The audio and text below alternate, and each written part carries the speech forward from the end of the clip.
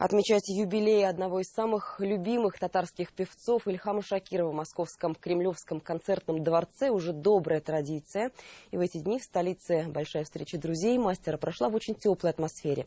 Цветы, добрые слова, аплодисменты. С 80-летием Ильхама Шакирова пришли поздравить друзья и поклонники его таланта.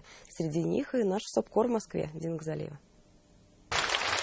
Только увидев на сцене легенду татарской эстрады, зал взорвался аплодисментами. Своего любимца зрители приветствовали стоя. Концерт был полон сюрпризов. Например, на татарском заговорил даже Иосиф Кобзон. Ильгам, стареть идет.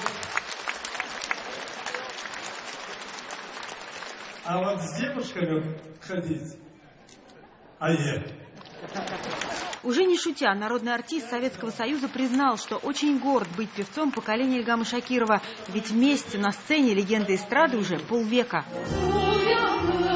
Красочные танцы, звучание народных инструментов и рядом с мэтрами молодые певцы, для которых выступить на юбилейном концерте Ильгама Шакирова, по их собственному признанию, большая честь и радость. Будучи еще маленькой девочкой, я слушала его и пыталась повторить некоторые вещи.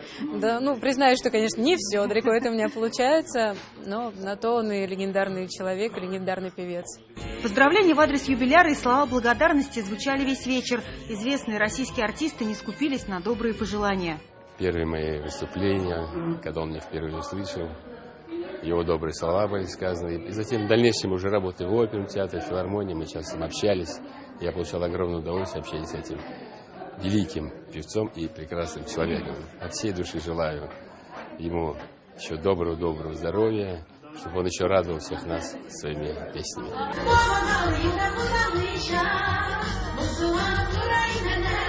Ну и по традиции, в завершении праздничной встречи участники и гости концерта вместе исполнили песню «Тугантель» на стихи Габдуллы Тукая.